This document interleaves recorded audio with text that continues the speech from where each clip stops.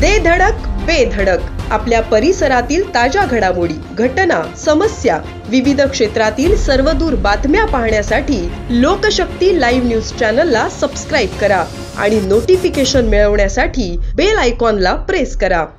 JNPA रस्त्यावर अवैध वाहने उभी करणाऱ्या वाहनांवर JNPA आता कडक धोरण राबविणार असून या वाहनधारकांचा JNPAतील परवानाच रद्द करण्यात येणार आहे। त्याचप्रमाणे JNPAच्या जागांवर जी अवैध बांधकामे झाली आहेत ती बांधकामे देखील 15 ऑगस्ट नंतर तोडण्यात येतील असे JNPAचे अध्यक्ष उन्मेष वाघ यांनी सांगितले। पत्रकारांशी संवाद साधताना उन्मेष वाघ यांनी सांगितले की JNPA परिसरात पार्किंगची व्यवस्था असताना देखील काही वाहने जाणून बुजून रस्त्यावर उभी करण्यात येतात, त्यामुळे वाहतुकीला अडथळा येतो आणि JNPAची प्रतिमा मलिन होते। JNPAने नव्याने अनेक सुसज्ज रस्ते बनवले आहेत, त्यामुळे वाहतूक कोंडीची समस्या कायमची दूर झाली आहे।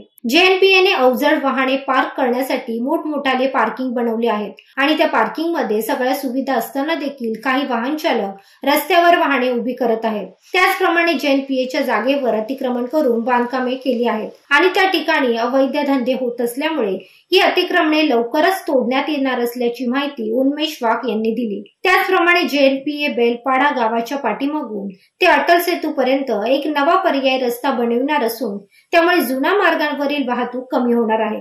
JNPA 25 एकर जागेवर शेतीमालावर प्रक्रिया केंद्र उभारणार असून या भागातील निर्यातक्षम शेतीमालावर प्रक्रिया करून त्याची निर्यात करणार आहे। यासाठी महाराष्ट्र, कर्नाटक, आंध्र प्रदेश, केरळ आदी राज्यातील शेती उत्पन्नाचा अभ्यास केला असल्याचेही उन्मेष वाघ यांनी सांगितले।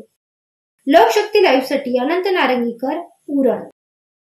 अशाच सच्चाई दर्शवणाऱ्या बातम्या पाहण्यासाठी लोकशक्ती लाईव्ह न्यूज चॅनलला लाईक करा, शेअर करा आणि सबस्क्राईब करा।